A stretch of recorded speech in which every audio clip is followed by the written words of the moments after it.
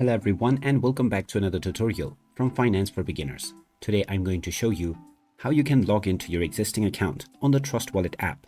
So let's get started right away. First of all, open up the Trust Wallet application on your device. And once you open it up, you will see the Create New Wallet as well as I already have a wallet button. Tap on the second option to log into your existing account. And now you will be prompted to create a passcode. After setting up your desired passcode, you can also confirm your biometric authentication. Once that is completed, you can then choose the various different methods by which you can log into your account. If you have backed up your seed phrase on your Google Drive, then you will need to choose the Google Drive backup option and then choose the appropriate account. To use your private key or seed phrase, tap on the secret phrase or the private key button. Then just tap on the various warnings to proceed with the continue option and then choose your appropriate network. Now you will be asked to enter your secret phrase. Just enter your secret phrase within the given box and then tap on the Restore Wallet button.